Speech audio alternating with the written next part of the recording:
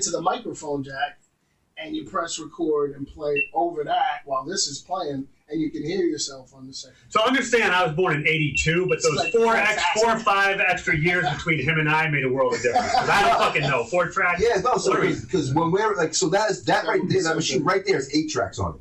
Like the machines that you're talking about, 4 tracks on it. And this is one of the important things about being a historian and the essence of hip hop and how it's created and like the effort it took and why it was so important back in the fucking day compared to what it is now. Right. Because like the effort you had at this point in time, people aren't realizing you're like stitching things together, like all this equipment, and you're taking one fucking speaker and you're putting it up to another speaker and you're playing it and you're fucking recording it and you're waiting 1, 2, 3, 4, stop. Oh, I missed it by a half second. Okay.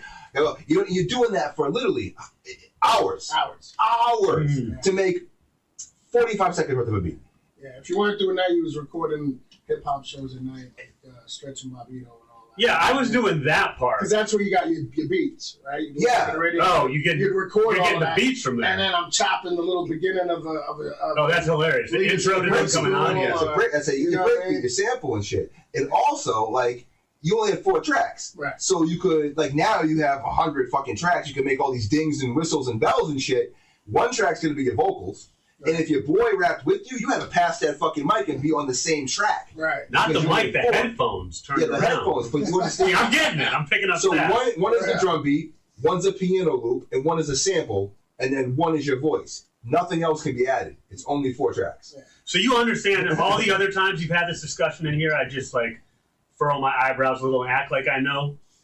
Now you actually I actually know. But that's because you need an old timer like me. Absolutely. It's people like yourself that did that shit for like so long that taught the next step that like, okay, now you're not going to do that anymore. Now they made a machine that did that. Okay, now you got like a 4 second of a sample. It was a 4 second of a sample. It was 3 second at first. Yeah. And you could flip that. You could always sample 3 seconds. Yeah, they came out with digital. And then you could 3 second flip. Like when Marley Marl's making records and Pete Rock's making records, they're using 3 second sample flips. If you that's a pause tape right there. God bless. Being sober definitely helps as well. 1,000%. Oh, how long have you been sober for? A year and 3 months. Okay, because last time I saw you was at the Ari the Rugged Man show. Young Z was there. You were hammered. That's honestly, I checked in right after that experience because of how embarrassed I was. You did rehab the whole night? Performance there, yeah. It definitely had something to do with it. I'm going on 3. For me, it was just like. Yeah, I didn't want to see myself. Ari was like, get off. My memory of that night, I don't even want to know. I don't even want to remember. Well, you didn't even remember that we talked.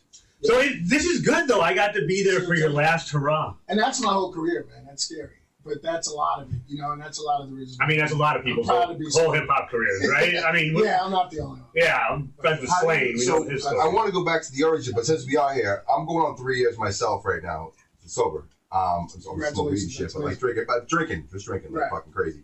I was sober at that show for a year then. How do you navigate that as an artist? You just said you're drinking your whole career, making like that be part of your whole persona, and now having to change that at such a late stage of your career. How do you feel about it? That was the hardest part, I guess, is finding inspiration without alcohol and drugs. You know what I mean? Getting back in the studio and not being triggered by the studio itself, because all of that was a trigger. Being at a show, like I can't go to a hip hop show. I couldn't, now I can, I think, but without wanting to drink, obviously, it's all part of it. And we all do hip hop shows at bars, so like it was very hard to escape it. I think for me, getting sober, the hardest part was once I got clean. How do I get myself hyped? How do I enjoy myself in a hip hop environment without alcohol? You know what I mean? And that shit sucked. Are you out of that now? I am. Okay. Thankfully, I'm back in the studio. It took a while, man. There was a lot that stopped me, but now knowing and relearning how to enjoy hip hop clean and sober, how to really be there and be present and feel the vibe of it without being assisted by inebriation. That's kind of what I wanted to get at. Like I found, and maybe you were the same way, that like I was actually enjoyed it more. Like once I got over the fear of am I not going to enjoy any of this? Right. Once I realized that I could, I saw the people around me. First of all, I'm like, I don't want to fucking be like any of this. Right. And I was in the moment more, and it just seemed like better. Like I had more fun. Right. You remember? At least you remember. You know what I mean? Like you said, well, that's the sad part. Is you remember being present. It definitely. I say being present is a gift. You know what I mean? Being present, remembering those moments, making those memories, and being able to talk about it the next day it's like without having to ask somebody, what the fuck did I do? You know what I mean? Like, it feels good, and clear conscience. You have a clear conscience. You're not making bad choices. You know what I mean? Which came with drinking for me. Yeah. But even that, just the art part of it. Yeah. Just the specific art part of it. How do you feel about the art? Do you still feel like you got the same skill set, the same funny, the same? I think it's different now. I think it's a little more mature. I think when I was drunk and high, I didn't give a fuck as much, so it was easy to say really ignorant things. That, might be funny, but then in hindsight and playing it in front of my daughter isn't as amusing. You know what I mean? Or some of the things that I say, I'm just like, damn. Well, no, like that was too soon. Like right after somebody died, I'm making jokes about it. Right. You know what I mean? Whatever it might be, like it was just, there's a little less sensitivity to certain things where I think I have that now. I have a little more intentionality now. Yeah. Well, like some people don't know, Method Man doesn't swear in his rhymes anymore. And the reason being is because he couldn't recite his shit in front of his kids. He's like, that's embarrassing. I can't, like, what I do for a fact, I can't fucking do it in front of my own children. Like, I'm done with that shit. I'm still crazy. I'm still retarded. You know what I mean? I still say retarded. I don't give a shit about certain things. I think saying retarded, I think that's like our generation. I don't think that's like it's actually, now we're demonetized. There's actually been a new meme going around. So like, we'll say gay retarded for gay retarded shit, like whatever the fuck.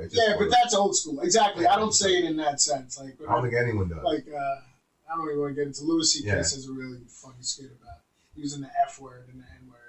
But I don't say it. Like right, you use the N word. He's like, I went to the coffee shop. This nigga made the shit out of my coffee. You know what I mean? But he didn't mean it in the end sort of way. It's just like that's how it came out because he was just emphasizing it. Wait, Same with the word fag. What's your background? Like, what's your ethnicity? Puerto Rican and Puerto Rican. Okay. And you use the N word.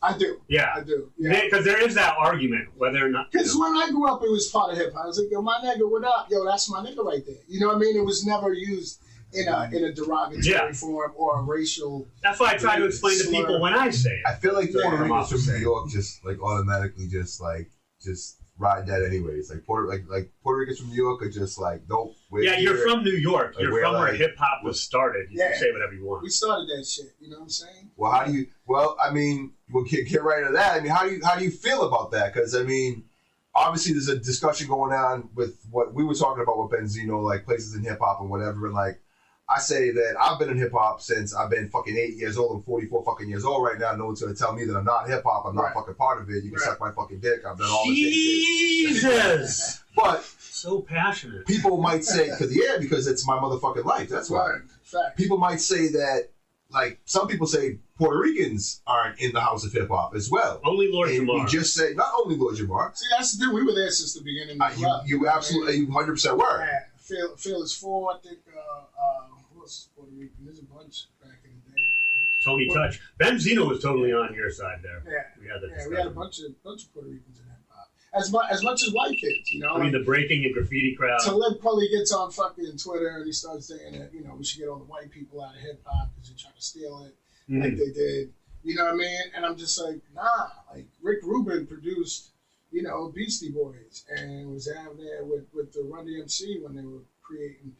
You know, white people have been a part of hip hop just as much as black people. That's the one thing I loved about hip hop, and I was proud of being a part of the culture. Is there was no color. There's no separation of color. I think there is like a level of like you have to be down in a certain way. Like you got to be like you know what I'm saying. It doesn't matter what color you are, but you. I mean, it's me saying as a white guy, but like. The way I've always looked at that shit, like if you're down and you're like, if you respect the origin, if you know your history, know your shit, and you show respect to your shit, there's no reason you can't stand 10 toes down on that motherfucker, and this is my shit. So you're saying like Lil Yachty is not hip hop?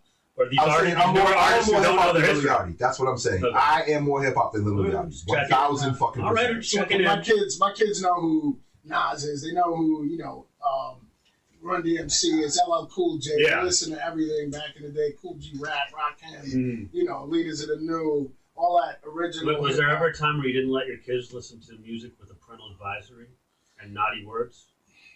Certain things. Okay. Certain things I wouldn't play, especially my girls. You know, my daughters. I try to keep certain things away. Maybe no necro. You know what I mean? But the shit they listen to, I'm just like, I turn it off. Turn it off. I don't care. So you're not going to the upcoming Glorilla show? No. No. Well, Okay. put it in your mouth was like a Yeah, shocking that's song at one point in time. Yeah. Now that's a top 40 fucking Yeah. wet ass every pussy song. is a Yeah. fucking. That's just like the It's out you know turn up that wet ass pussy. You know it's like Yeah. oh, fucking Jesus crazy. Yeah, it's crazy. It's crazy. Party and all that. So- Well, you mentioned a second ago Talib, and I read that you went to high school with Talib. I did. Okay. And Jerobi from Trap Tribe. Quest. Yeah. He was my beatbox. He was probably my best friend in high school. Oh, really? Yeah. Oh, shit. Who else was at this high school that we would know of? That's wild. Hold on. So were you around when like Tribe was battling like Woo and shit like that? You got going to the schools and shit like So that? I was like 16, 17 when Trap Quest started popping in the clubs. Okay. Going to like But you knew Jerobi. Dick Clark Kent was DJing in the clubs. Jerobi So how was cool. He kept his shit. Like, I didn't even know he was down with Tribe until Tribe started blowing up. And I seen him in a video, and I was like, yo. Wait, Yeah, what? This is your best friend. Yeah, never told me shit. Well, we didn't really. We all, you know. Best friends, but we don't talk. In high school, you're only friends in school, right? And then once you left, especially if you're from different. He was from Queens, I was from Brooklyn, went to Brooklyn. represent Queens? So like, he would jump on the train, I'd jump on the train. We didn't really chill like that. Got it. But in school, that was my dude. You know? I mean, that's wild. Didn't though. like Busta Rhymes, Jay-Z, and like fucking like RZA go to high school together or some shit like I that? believe so. It was some shit like that. Yeah. And like and Yeah, then but they I- weren't best friends. Him and Jerobi were best friends. I've heard That's stories crazy. about like Right, maybe best is a little. best friends in the whole wide world. He's my best friend. When's the Best last friends for life. when's the last time you talked to your BFF from high school, Jerobi? I spoke to him about 4 or 5 years ago. Damn, that long ago? I think for a 50-year-old, that's Yeah, it's that's good to fair. be still community. And yeah, because they have. and we're men. I've heard the So- legendary stories of like the high schools and shit. Like Tribe would travel and like battle like high schools and shit. And they eventually got to high school that like there's like supposed to be legendary battles of Q-Tip and ODB going at it like for rounds and rounds and rounds. We used to jump freestyle on the and shit. train. Yeah, we used to jump on the train and battle heads. Like we had a cruise, me, Madman, Pumpkinhead, like Immortal Technique. You know, we had Poison Pan. All these dudes. We used to just travel around, fucking battling dudes. But we used to do the same thing, but like it's crazy when it's Fat Beats. Just bring the mic a little bit. Yeah. it's crazy like when it turns out that like it's Q-Tip and RZA.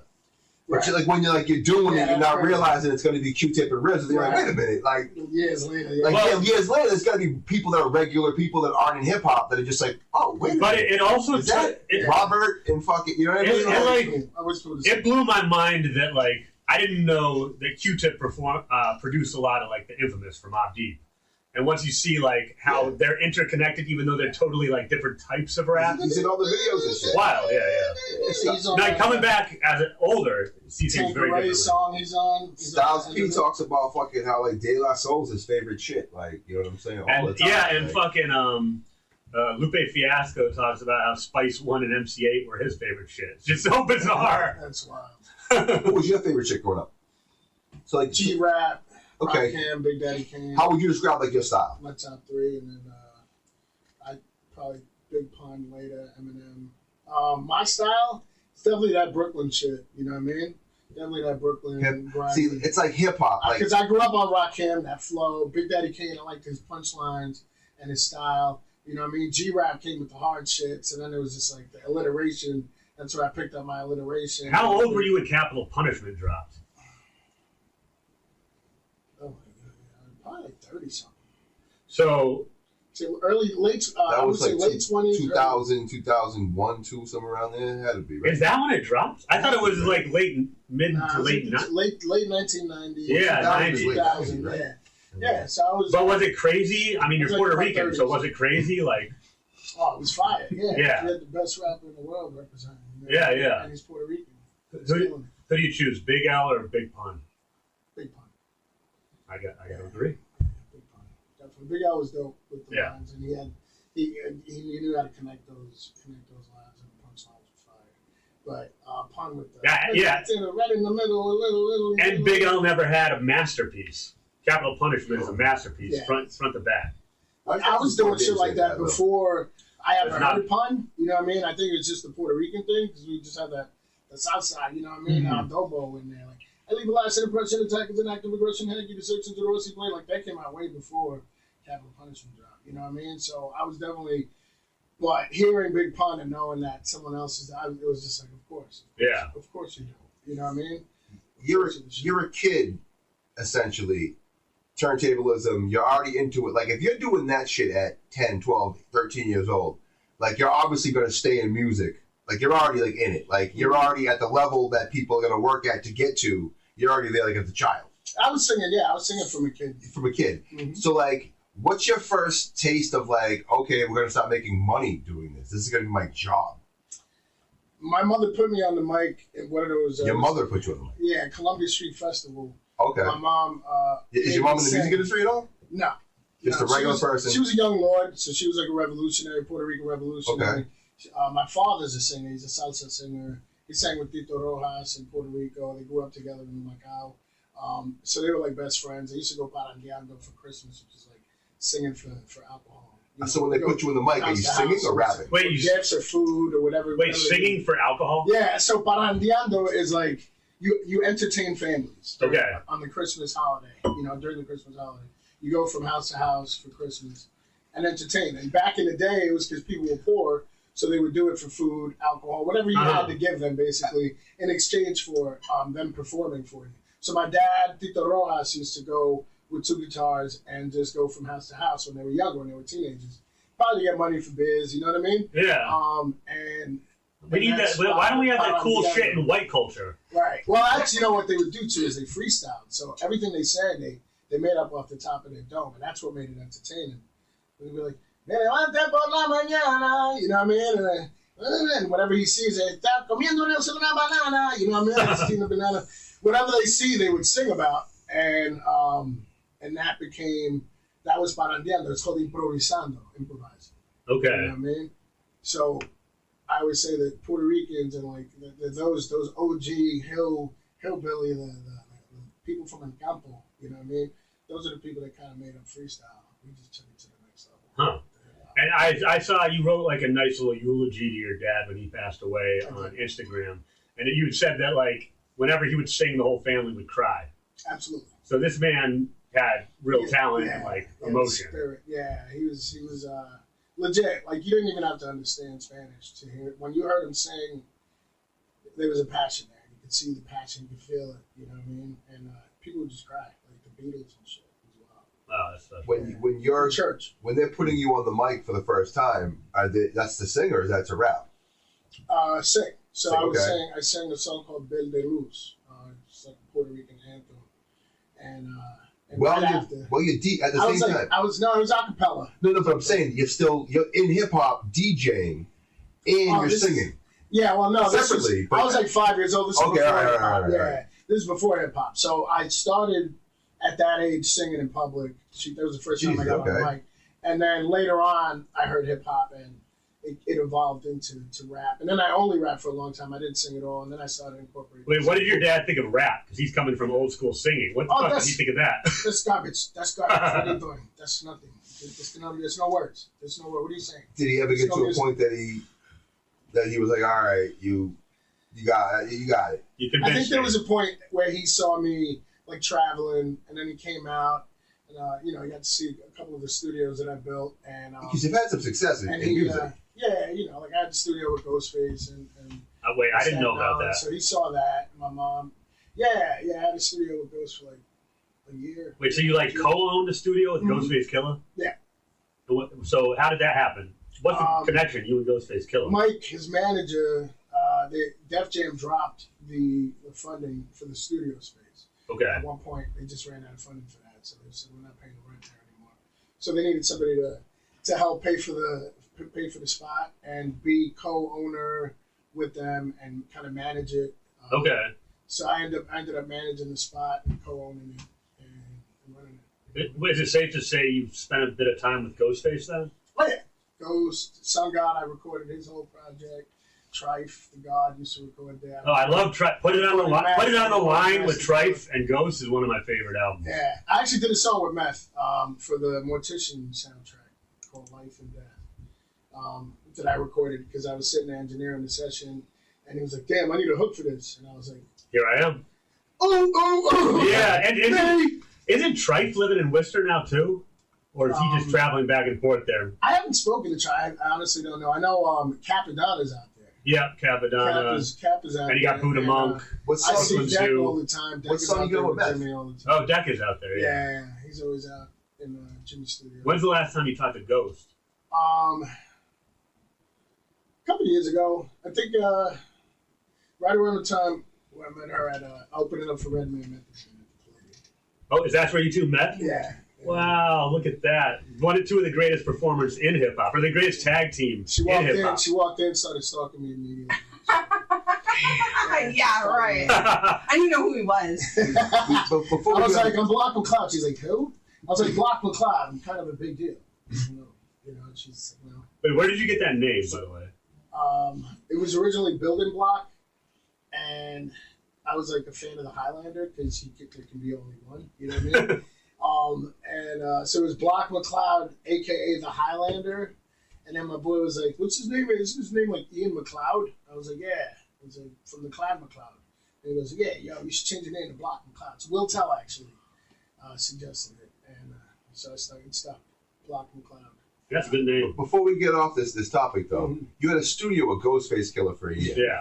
All right. I need to hear. I need to hear a story. Don't think I wasn't going to circle back. Oh my god. Late night studio story, hip hop. Like, Yeah. this is fucking hip hop. Because right Ghostface here. is one of my favorites. Come on. I mean, what do you got? All right, so I'm in the studio. Ghost may have stopped by that night, but it was late night now. It's Sun God, Trife, all these crazy, like, it was just nuts. It was just nuts. Everybody's just doing drugs, drinking. This kid passes out. They go to carry him outside of the studio. In the middle of it was New Year's Eve, mind you. It was like 1 degree outside. It was snow, so there's snow on the ground. They carry this kid. He had taken off his shirt somewhere in the night, and they carry him outside and drop him in the snow. And I'm like, what are you doing? They're like, yo, he passed out. He can't be laid up in the studio like that, son. You know what I'm saying? Like, yo. And I'm like, son, like, you can't leave him outside. He's going to die. Shirtless. Right. And can't put him outside my studio. Like, you bugging.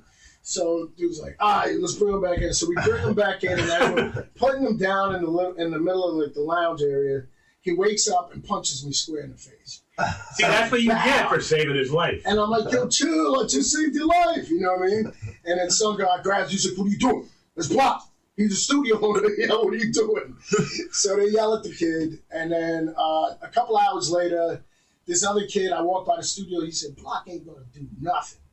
And I said, what? So I stopped. I'm hammered. So I walk in. I was like, what did you just say? He's like, you heard me, Block. You ain't going to. Before he finished, I was like, bow. Yes. So now we're rolling. We're fighting. My ex jumps on top of this other kid, starts pulling out his dreads, and we're just like fighting. By the end of the night, we're all sitting around laughing. Like, we all got knots on our faces. My face is It's like us lumpy. after the I got hit Benzino the interview. same lump twice, you know what I mean, on my cheek. But yeah, that was wild. So then the cops come, start banging on the door. And we ain't opening the door. And for whatever reason, there's a hole in the door where the lock is supposed to be.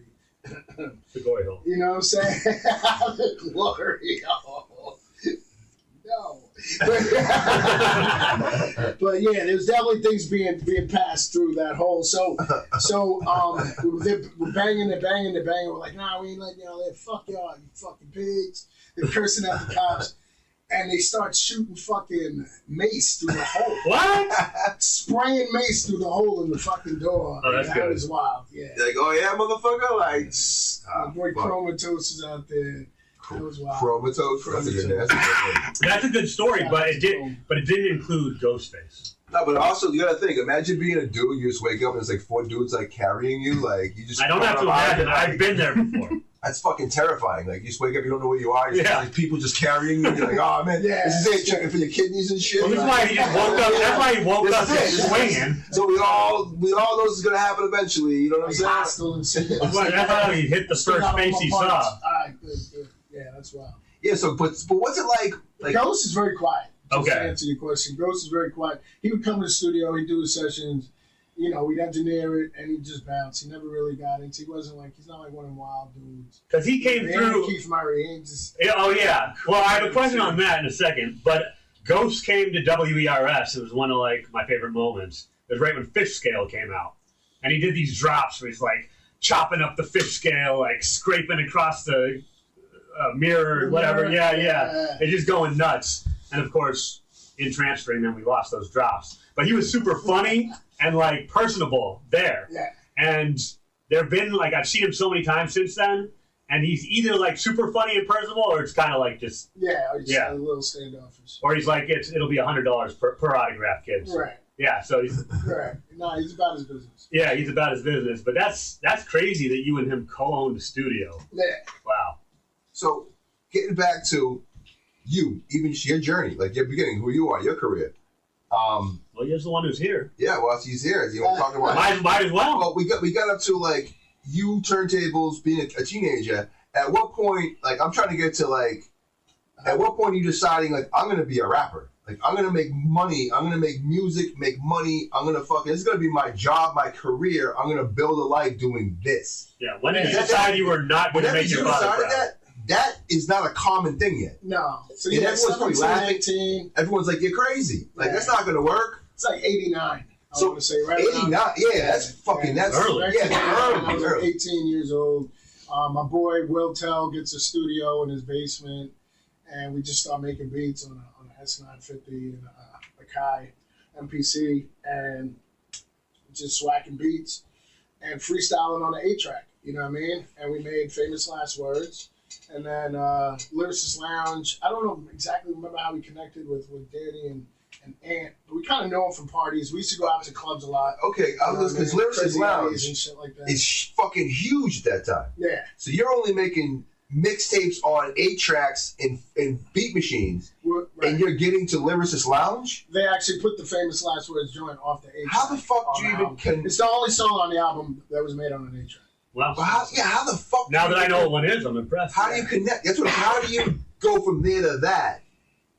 Well, right after that, we just we started banging out joints. We made singles. Well, how did Freestyle even find you? So that's the thing. So we basically started us, Nonfiction, Immortal, Jean Grey, Talib, all those. We basically started putting our CDs and our vinyl and our music on Napster and on Fat Beats. We sold on purpose. Fat Beats, yeah. Which is a wild. We manufactured our own CDs. Yeah. It's wild. Manufactured our own CDs, and we started purposely selling them bootleg online. them on Napster so they can go up. Which is crazy because then obviously it got to the point where they wanted that shit shut down for that exact reason, but using it as a tool. Because I remember those days when you'd have to go to the hip hop blog sites and download the MP3s. It would take forever to download a fucking MP3 and shit like that. And these are the days when you're talking about getting your music out. Yeah, we were putting, send it through the AOL chat. It's so hard. Everybody was downloading. We were uploading. It was hard to do that back then. So and I'm just trying to get the mindset of someone that even wanted to do that shit back then, or thought to do it, wanted to do it, saw promise in doing it. Right. So we started doing it. Everybody saw it, and all of a sudden we're selling CDs like nothing. Yeah. Now these little underground labels start popping up. Lyricist Lounge, 321 Records, Eastern Conference. You know what I mean? And we start putting out records ourselves. And then Atmosphere and all those guys started jumping. But before that, Company Flow, you know what I mean? You had LP is a good friend of mine. We had fucking Pumpkinhead doing his thing with what was the name of that label? Jean Grey was on it. Bad Seed. Wasn't Fat Beats. Baby. These are all another one. These are all They all just started coming. artists. Right, that's when it started developing into that. But before that, it was just us selling CDs out of our book. But you were in New York when all these boutique labels that became huge worldwide started to blow up. Like Raucus and shit. Yeah, we were there when it started. And you were the artist. Do you have any production done by LP? Or any songs with LP? Probably third party somewhere. Because when it comes to we performed a lot together. Okay. Flow, us and Nonfiction. We did a lot of shows back in the day together. You know what I mean? El Bell. Right. When he So broke up or whatever. Okay, I'm lyric guy. He's a little different than that. Grew up like that. Yeah, shit. West Coast rap. Yeah, it's a little bit different. When I think about Amia Pharaohs, Nonfiction, Ill Bill, all you guys, I think about that aggressive, and you're Puerto Rican, but it's that aggressive, angry, white fucking guy rap. Do you ever do you know what I'm talking about? You get that. Well, that's all we wrote. All we did with Brooklyn Academy when we first came out, all we wrote was battle rap.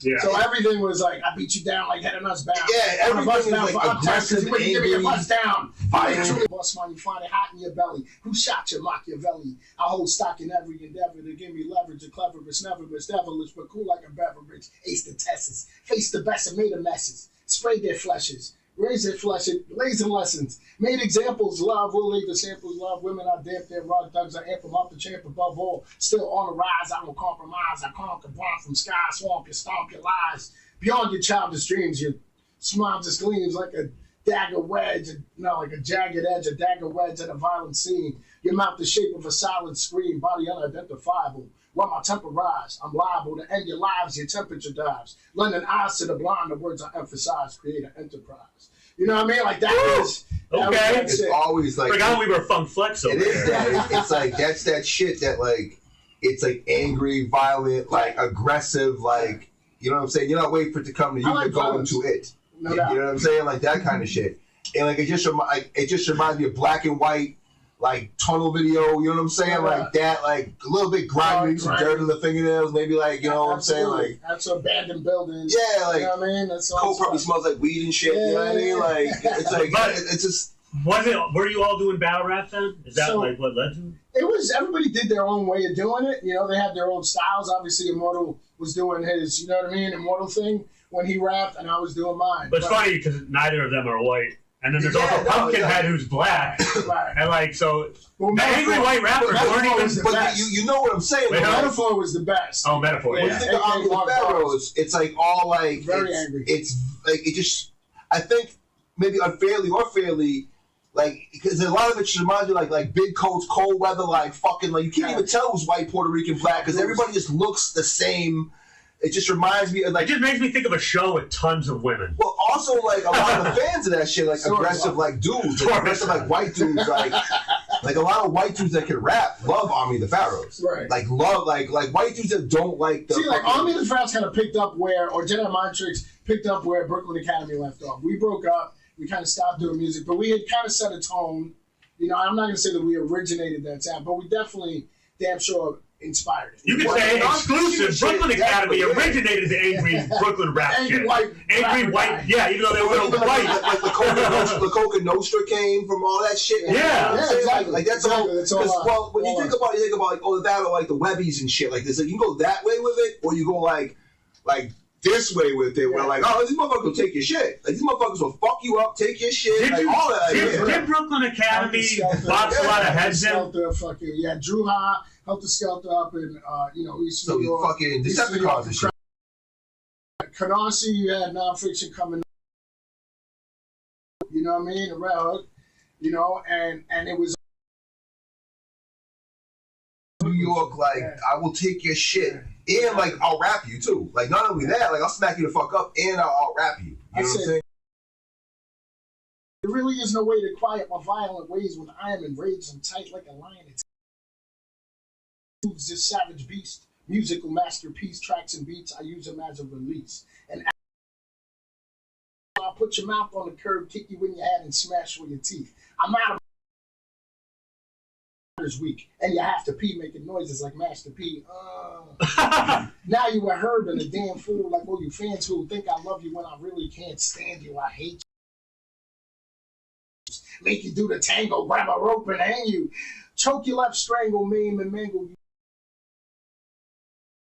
Juice, manhandle you. Crack your can and spill your Campbell soup. Stand on you, put my Timberland boots on and trample you. Make an example of you, sample you what I'm gonna do. I'll throw you in a soundproof booth, then pound and pummel you. Ambush and bum rush, gangbang your gun bust, dangerously, till you spontaneously combust. Stay humble, my boys may jump you, lump you up, dump you in a dumpster, they'll punch you after you say uncle is true. My boys are just as bad as me, Brooklyn Academy, probably beat your brutally badly on your bottom.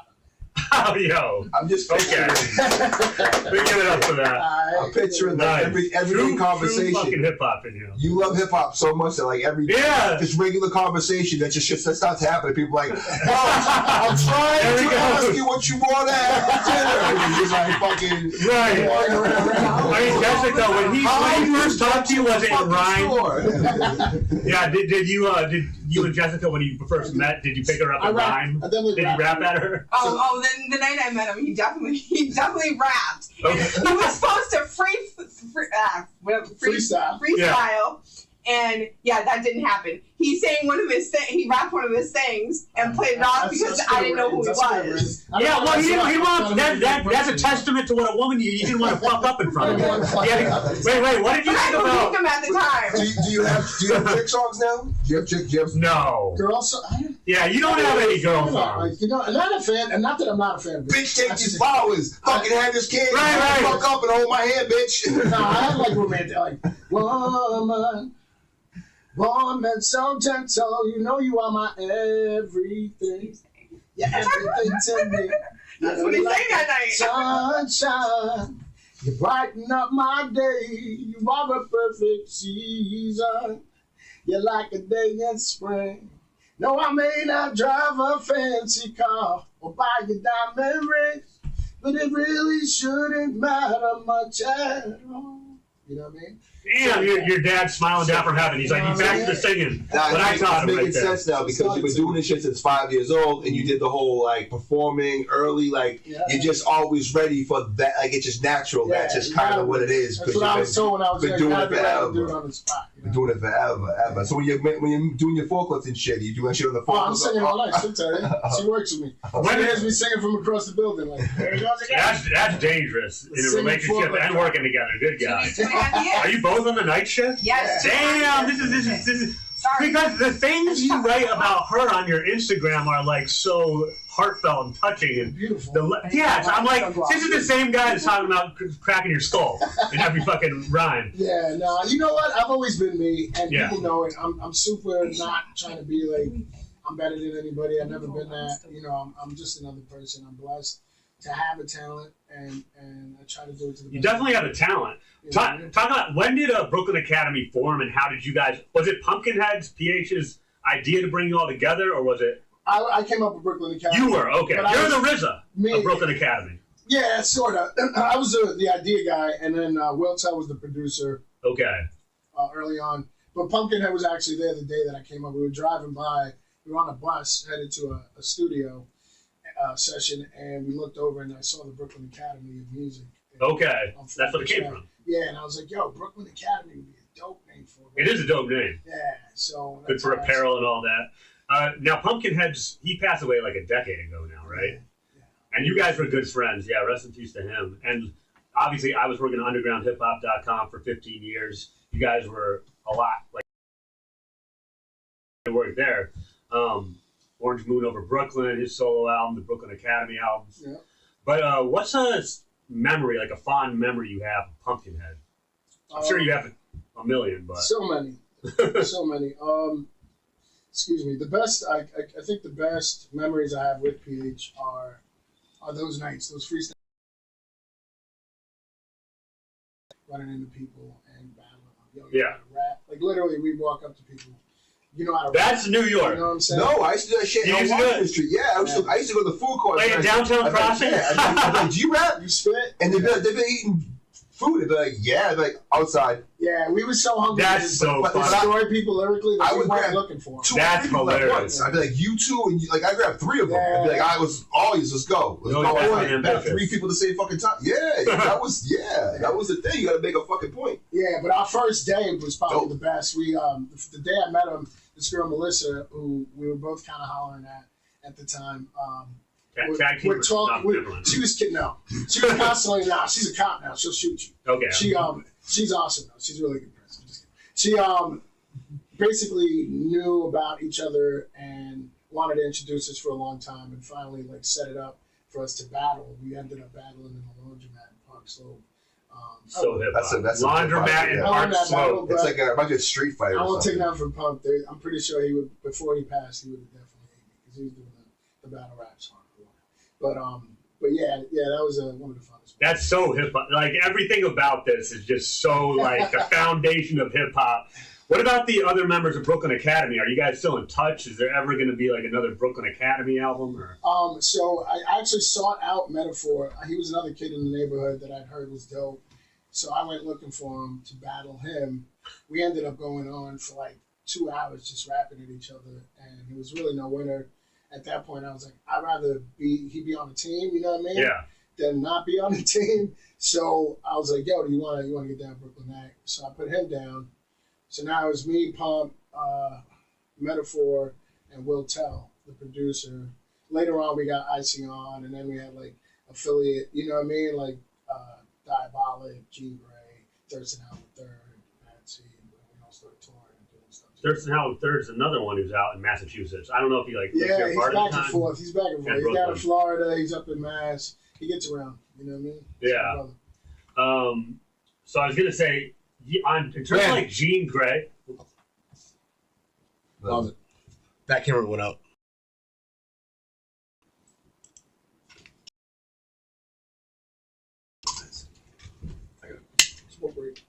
Hopefully. I don't know how to do it. I'm telling you, like, when I left here last time, This I one's went home and I walked for like 2 hours just rethinking my entire life.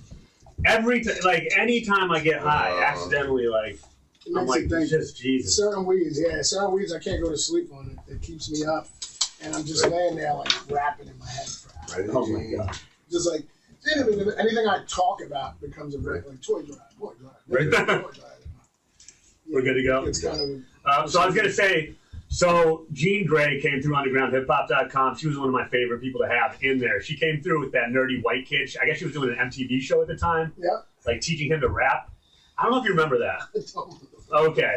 But she came through and we were like heavily drinking on stage. And she tagged everything, like the back wall and whatnot. Yeah. Jean, vodka. I was there that night? Grey. You weren't there, no. Okay. Brooklyn Academy came through a different time, and it might have been with Immortal Technique and Poison Pen. Yeah. I feel like you've been through a few times, no? Yeah, we did a couple of tours where we stopped through. Yeah. The store and did some stuff. But you're on Jean Grey's, the first album, Attack of the Attacking Correct. Things. You're on This Week. Yeah. She's on multiple songs of yours. You're on the bootleg album of hers, or Yeah. EP. So there's a lot of like... Yeah, me and Jean were like tight for a long time.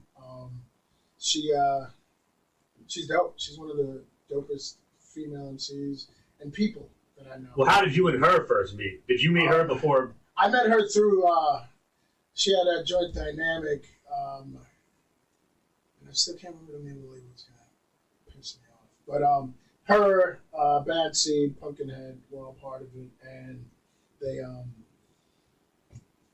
I met her through Pumpkinhead. I just caught a brain fart. I met her through Pumpkinhead. We just became friends immediately. You know what I mean? Just kicking it, and I don't know. Do you got any wild Jean Grey stories? Because she's wild. She used to be wild. No, she was my drinking partner for a long time. Mm-hmm. We just went out. She used to get hammered like I got hammered. That's what I mean. I'm like, I think are there that's any that you probably remember? Attracted us to each other was that we like to drink, we like to party. We went out a lot. We definitely hit the clubs a lot and just chilled. You know what I mean? She lived. One thing I could say interesting about Jean is she lived in the Chelsea Hotel in New York City, which is where like Sid Vicious lived, and I think died. So that was cool. You know what I mean? Just feeling like that. There's a part of music history. Yeah. Her mom, her parents. You know, I believe her mom's very, very famous South African singer as well back in the day on some jazz. So yeah, she's dope. She's just really talented, man. She makes beats. Yeah. She sings. She raps. We had very similar styles in how we like to approach hip hop. So we got along really well in the studio. We created a bunch. Yeah, you made some dope shit for sure. So what happened? When was this transition to Army of the Pharaohs? Because you were saying Brooklyn Academy was like hardcore Brooklyn rap prior to. So as Brooklyn Academy, we were out at 14th Street. They had the Rock Steady. They used to have it out on the pier. Okay. Rock Steady festival, basically hip hop show, huge hip hop show. So we're out there just selling CDs, and Jedi Mind Tricks performs, and I was like, yo, these kids sound like Brooklyn Act, you know what I mean? Yeah. But they're dope, you know? I was like, they're really dope. Who are these people? And then my boys like, yo, that's Jedi Mind Tricks. I was like, okay. So then I see him walking through the crowd, and I see Vinny. He's got this big red hat on, Phillies hat, and a red shirt, and he just walks up, and I'm like, yo. He was like, yo, what up? I was like, you're dope. I was like, what's your name? He goes, Vinny Paz. He goes, who are you? I was like, Block and Cloud. As soon as I said Block and Cloud, I was like, I leave a lot of the president attack as an act of aggression. He starts spitting that verse at me. I was like, oh, so you know my shit? He was like, yeah, yo, you're fucking dope, blah, blah, blah. I was Oh, like, that's super cool. Yeah, so it was dope. Just mutual respect from day one. You know what I mean? That day, they all followed me back to, I had an apartment. Legit, my living room was this size, and there was like a little studio in the corner, on a corner desk. And I had the entire like, Jedi Mind Chicks AOTP at the time in my living room / kitchen. Right, because it was 2010 for the Unholy Terrors when you started. Yeah. And they had been around for years by then. A few years, yeah. Okay. Yeah. So when you came on, or like, actually, never mind. Who was in your living room? Like, So it was Vinny, Just, Outer Space, Black Panther, King Size, the whole Outer Space, so Planetary and Crip. And then I had a few other heads there with me. So it was like 12 people. It was tight. yeah, it's a lot of It's tight like this. Right, dude. When you would make those tracks, would it be in the studio together, or was most of it? So that track we did the Omen then. Right there. Okay. Yeah, that was me and Vin. That was our first song together. Okay. We were Wow. on the spot. So we did our first song together. We did it on the first day. That's crazy. Yeah. That's again like all of these like origination stories for you are super duper hip hop. Yeah. No, that was amazing. But you know, the rest is history. We clicked from that day, obviously, when we made that joint, and it just he hollered at me a couple times to get on some stuff. I hollered at him a couple times, and we made some bangers. What's he like? What's his process in the studio? Anything? He's very prepared. Okay. He knows what he's gonna do right off the jump. That day, he might have written that verse on the spot. Okay. I know I had the beat already, and I had just started writing to it. So I was like, yeah, I got this joint I've been working on, and I punched it up, and he was like, yeah, that's the one. You know what I mean? And he just, I don't know if he had some of that written already. Yeah. But he just came up with it real quick, and we recorded it. Do you have a good Vinny Paz story? Vinny's the best. I got so many Vinny stories. I bet. Oh my God. He does punch people in the face. Just punches them right in the face. We were at a Punched Icon the Mike King in the face. Yeah, somebody knocked him right off the stage. Dude tried to jump up on the stage and he just snuffed him.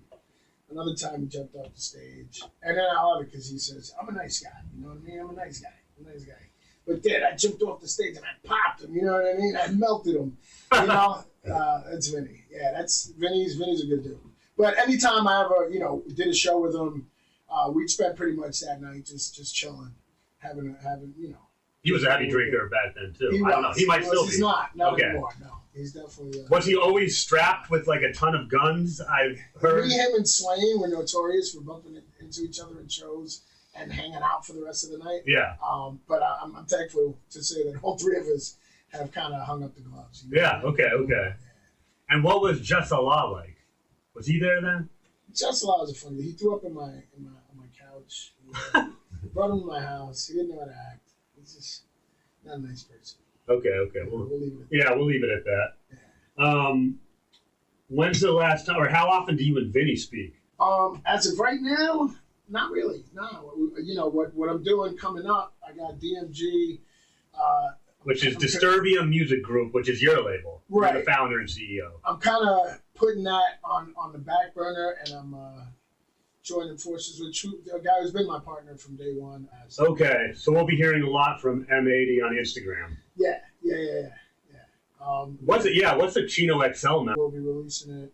Nice. I'm not really feeling like a lot of the stuff that's going on.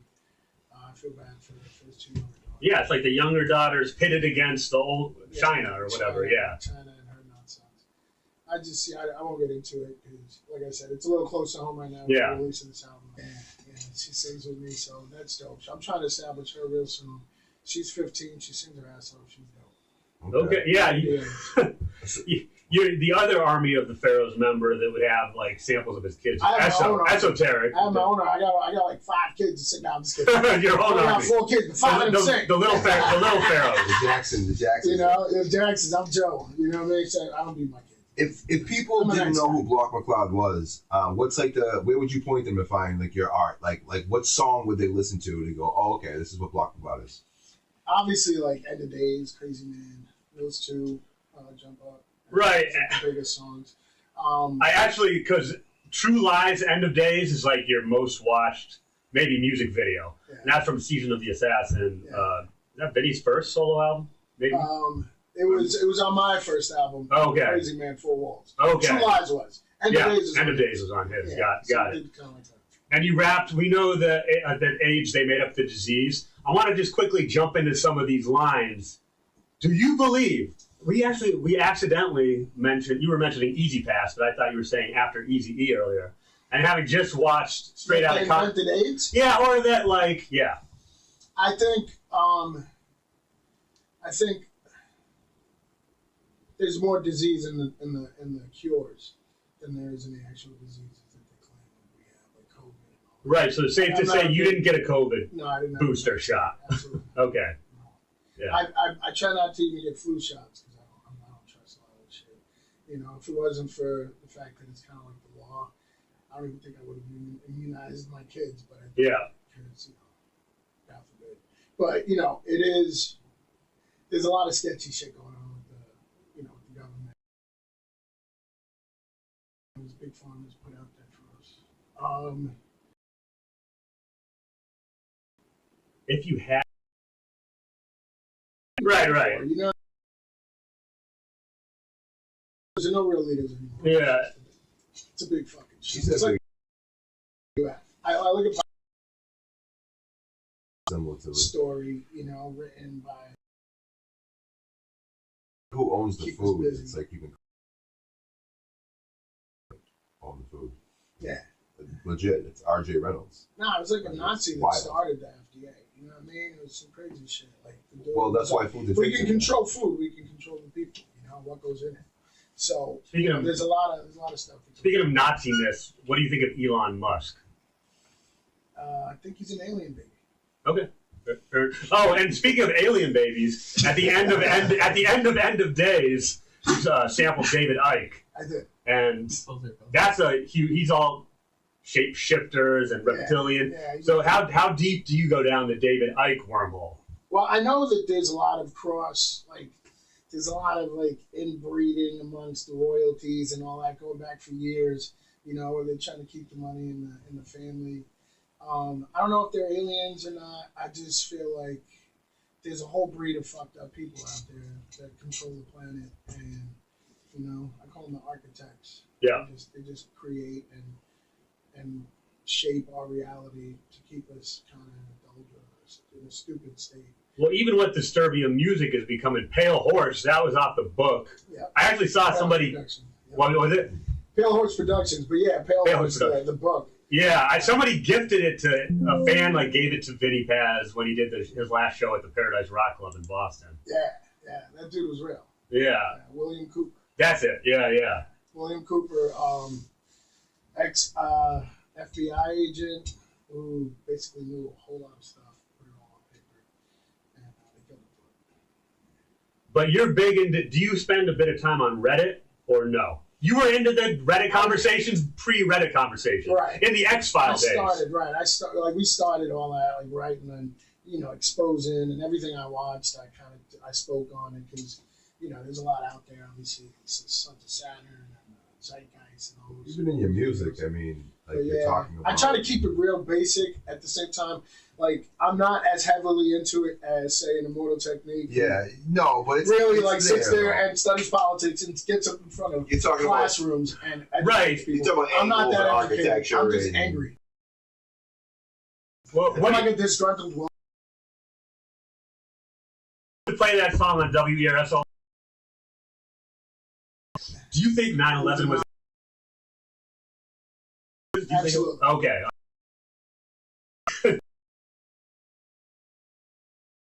Yeah. Oh, come on, I don't know, man. man. It's so Somebody fucked tried to up right convince now. me. I watched. I still can't really see it. I don't believe it. Pull off, right? The moon landing was real, and No. okay. It's definitely a movie.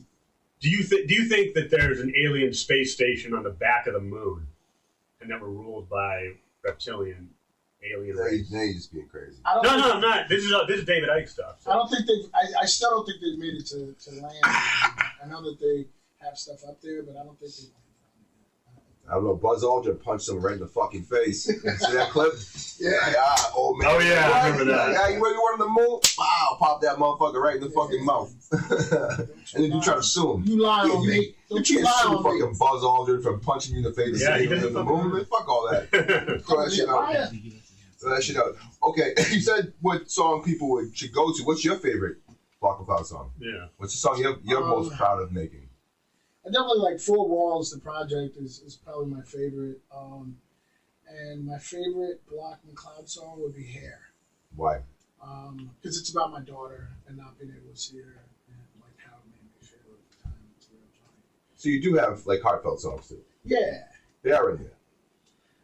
Yeah. That's your Eminem Mockingbird. I was gonna say, oh yeah. Yeah, basically. But yeah, I'm like a little angry. I'm like fantasizing killing her mother. I was gonna say Kim. So That's what I the was story gonna say, behind Kim. that song is I wrote my daughter a text in rap form when I was hammered one night. I was angry. I didn't get to see her for the holidays. Her mother kind of like pulled the rug out from under my feet so I could get her. Couldn't get her, so I didn't get her. So I'm sitting there angry and drunk, and I just start writing this verse, like this angry drunk verse, and that ended up becoming like the first verse. Bella, how'd it go? Your hair is red.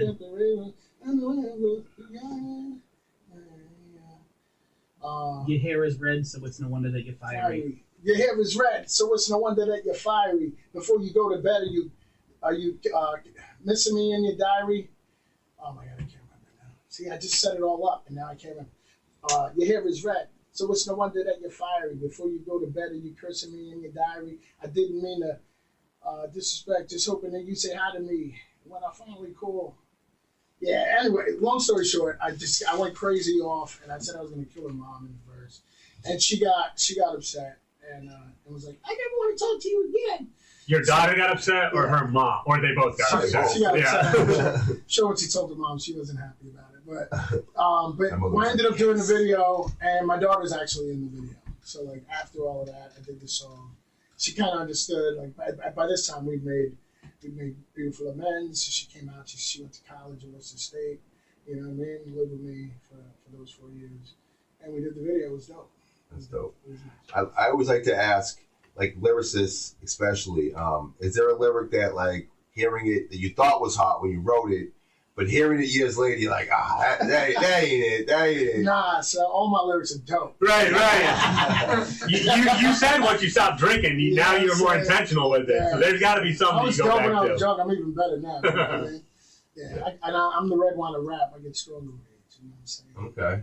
But nah, there were definitely some lines where I was just like, Because every now and then you hear like some funny shit and you're like, why the fuck did I rhyme like that with that? Like, what was I even thinking? Like, I'm trying to. you say like a remember word the like a song weird that I way or said something. wrong. Like, it's just. Like I mispronounced it. What's crazy is most people like that shit. Like the listener will like that, but the person who wrote it will be like, it just irks me. Like, I'm mad that I didn't go back and fix it. but you don't, because somebody will be like, no, I like that, leave it in there. But every time you hear it, you're like, I fucking hate that. Like, Yeah. This song's definitely that I sang. There's a couple of hooks out there. I don't remember which. Where I was just like, that was your flat or something like that. I don't even remember recording it, but I'm definitely drunk. You know what I mean? Mm-hmm. So something like that, maybe. You can hear it in your voice too when you're drunk. it's That's like, something too when you're recording. You can hear it like a slur, like you're not. When I rap and I sound like a fucking pirate, you know that I'm.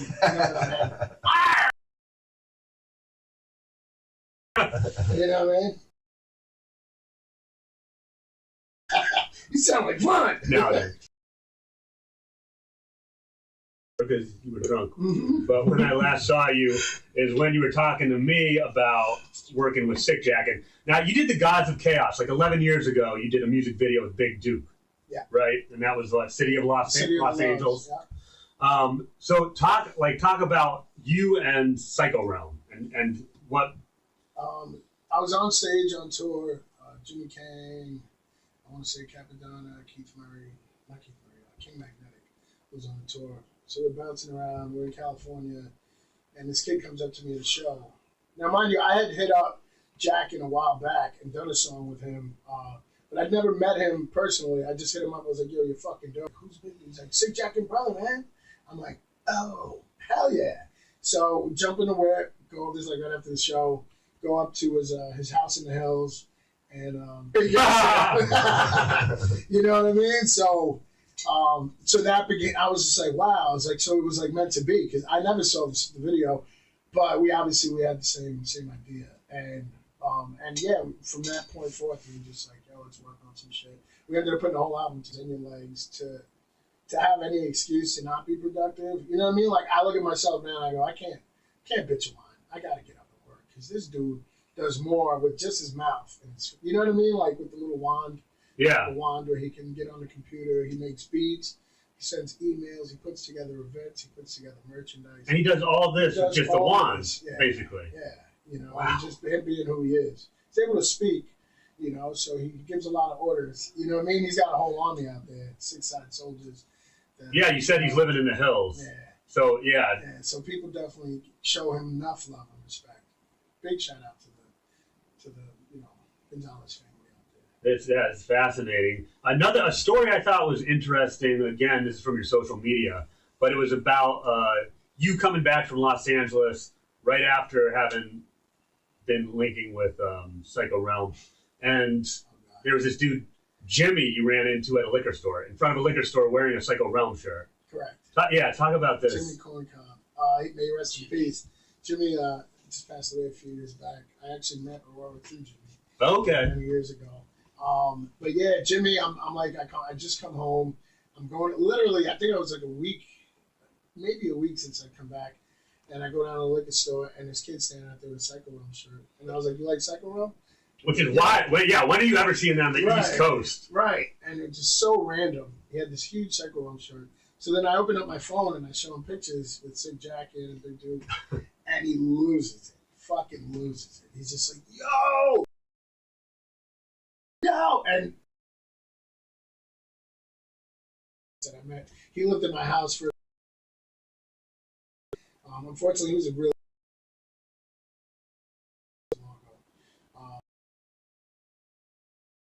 talented artist I know. And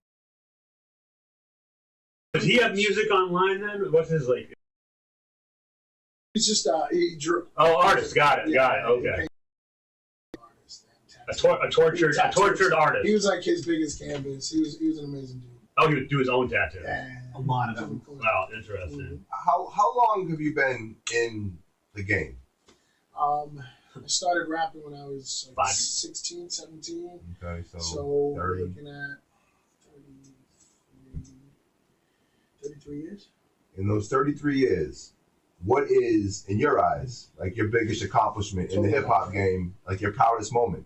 Like, what's like your crowning achievement of like, holy shit, like I started out as a rapper and like I fucking did this? Like from music? Like how the fuck? Like the most emotional moment I can think of where I felt a sense of accomplishment and gratification was I was on tour with the Snow Goons and Reef, the Lost Cause, and we were backstage after the show at Burn, and this illegal comes up to me and asks if I want to sign some autographs, and I was like, sure, of course. So he lets his kid backstage, and the kid has a stack about a foot tall. And he's just like, can you sign these for me? And I was like, sure. So I started signing it, and he had more shit of my shit than I even knew existed. Oh, you know what I'm saying? yeah. Like, I don't even own copies of the stuff he had. Just like vinyls, random cassette tapes, like it was the Hijackers cassette tape, Scheme Team single, Brooklyn Academy, Russian Roulette, Lyricist Lounge, like anything that I was on, he had a copy of it. So it's safe to say he's going to watch this interview. All the Will Tell compilations, I hope so, man. Yeah. I definitely shout him out any day of the week.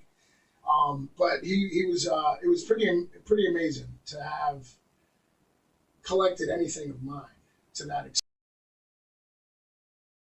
Actually like me that much. It's me. And then the realization that I'm now sitting in Bern, in Europe, and I'm touring and doing all this stuff. It just gave me a sense of, okay, like I actually did it, And that was more important to me than any amount of money. The fact that someone appreciated me that much and ran out and like what? Well, This guy halfway around the world that has no no connection to you whatsoever. Apparently does have connection to you. Right. You know what I mean? Like, and you don't even know this is going on. Yeah, I started. By the time I got halfway through, no bullshit, I was tearing.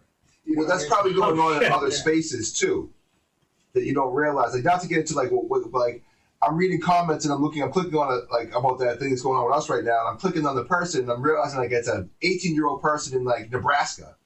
And I'm like, oh, this 18-year-old person in Nebraska is talking shit. Like, and then I'm like, wait a minute, like an 18. Exactly. How the fuck is like a person in Nebraska? How the This fuck kid from Australia was like, you ain't nobody. You're like the least known member of Army of the Pharaohs. I was like, what? He's like, you're like the least known member of Army of the Pharaohs.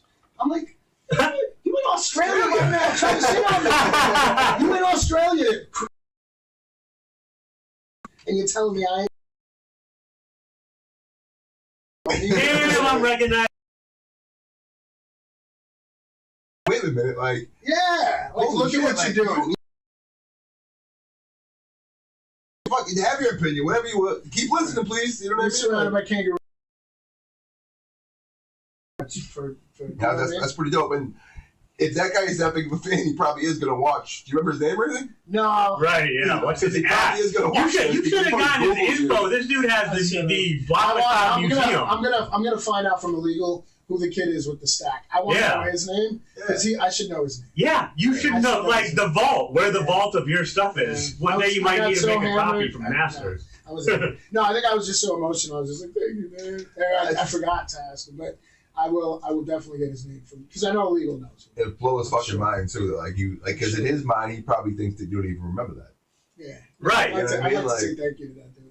It's just wild that like everyone's having their own like story go on, and you don't even know like when they cross or like what they mean. Like me and you can have we can interact, but like we can both walk away from it thinking that I'm never gonna think about this again. But yet I think about it. You don't know I'm thinking about it every single fucking day. Right. You know And for you, there's multiple layers because I went to like Lithuania with my buddy who's Lithuanian, and they're like, what's it like in the United States? Is there really that much violence and all this stuff? Like, and they're like looking at me fast. I'm like, that's how. See how tough this motherfucker is. Yeah, I've survived the United States, baby. But like, you were from Brooklyn, New York, and then you're out there as a rapper who has stuff he has a 30-year career, a resume. So it's like you're looking at them like you might look at shit. I'm just but like, no, like you pay and entertain you. That's a win. You know what I mean? I can't complain. I've lived the dream. You know, to have somebody willing to buy my flight to come out here and rock shows across 20 countries in Europe. Where's the furthest you made it? Where's the furthest you made it? Like, what's the holy shit, we're talking about mountain in fucking Sweden right now? Budapest was dope. Budapest is beautiful. You go through like this tunnel to get into the city. It was almost like the city was surrounded by a wall. You go through this tunnel to get in there, and then I went out there, I got these tattoos for free. This kid was like, let me tattoo you, Block. I love you, man. And you're like, yeah, let's do the rest. We do it right after the show. So literally right after the show, I was like, all right, fuck it. And we went, and I got my daughter. All right, fuck it. What the fuck? All right, fuck it on there. No, I know. Dahlia and Rita. But this is a random fan. You're like, I know what I want, but I don't know your work. But go ahead. At this stop on the tour, this is me, someone who never had tattoos, like where no one can miss it. This on tour, I got this one on tour. I got this one in California. All from random fans? Yeah. That you never looked at their work, you just looked at tattoos. What's also crazy is you kind of went past, you're like, we're going through this tunnel to get into Budapest. Those cities are walled because that shit's been around for like 10,000 years, bro. It's like 300 shit. So it's like, exactly. So that city is walled in Jerusalem and shit. Yeah, it's rough. Same shit, yeah. So it's crazy that a kid from Brooklyn is now out there rapping. Right. And then they're hearing my speech. And they know they memorize my and they know your words for words. Actually, part of the they're learning English. It gives you from your rap. You know, it makes you feel like, okay, I have meaning. You know what I mean? Like I say in the verse sometimes, like if I rap and you don't respond, then I don't exist or something like that. If my show is on, if my show is on I forgot. Because you smoked the Fern way, man. If my show is Soldier's on good and you weed. don't respond, then I don't exist. Something like that. You know what I mean? Which basically means like a rapper, an artist, you're only as real as the people that appreciate it, you know, or the amount of appreciation it may receive. Unless you're just doing art for yourself, which is great. But you know what I mean? Like as an artist, a hip hop artist coming from New York, I am nothing unless you like my shit, unless you respond to my shit. You know what I mean? I don't exist if you don't go out and buy my shit because I don't have bread. You know what I mean? You put money in my pocket, you appreciate me to that extent. I appreciate that. You know what I mean? And that's kind of what that dude did for me. He just gave me it. I was like, all right, maybe I'm doing something right. Do you have a, like, we always ask this, like a craziest fan encounter? Craziest fan. Yeah, like the wildest thing a fan has done. I mean, that's right there coming in with this full stack of your whole discography. That's pretty wild. Yeah, no, I won't get into those. Yeah. Crazy. No, I mean, the craziest thing, I got taken to a show one time and this dude just started shooting. In front of the Pulling the sticky fingers? Just like, brah, brah, brah, and I dropped to the floor and I started rolling. And then I got Wait, stop, drop, and roll part of what happens when there's gunfire? Get the fuck out of here. Yeah, it was hysterical. And then I just like hopped off the curb to land on the street. And I was just laying there. And my boy was like, yo, what are you doing, homie? I was like, yo, they shooting. And he was like, nah, that was me, fool. Get up. You're embarrassing me. Wait, what? Yeah, he was just shooting the gun up in the air. And I like Wait, where was this? And I rolled off the curb. And I just laid there. You were playing dead like a possum? Wait, where was this? What country is this where you can shoot a gun up in California, It's America, Oh, bro. California. California. Oh, Jesus. What the fuck? You're not supposed to just shoot it out there. I didn't know I could do that out there. You can. I mean, you can. What do you do when you're happy out Have you ever been to Romania? there? You shoot your guys. It's a I random drove. question. No, a random no, question. no. We don't usually ask that. I never threw it back. I wanted to ask it just as an intro to the most bro question I can bring up here. When it comes to conspiracy theories, what do you think of Andrew Tate? Carry on.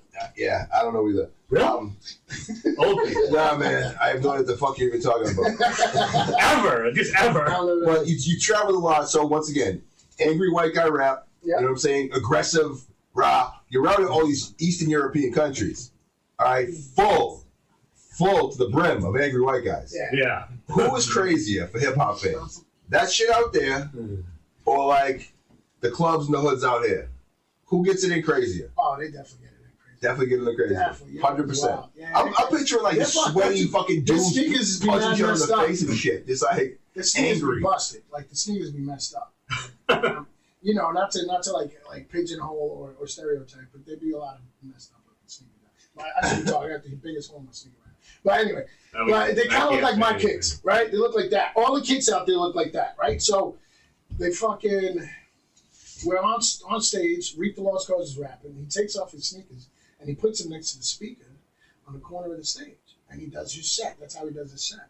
With no shoes on? He finishes his set and he looks, and his fucking sneakers are gone. Someone took his sneakers.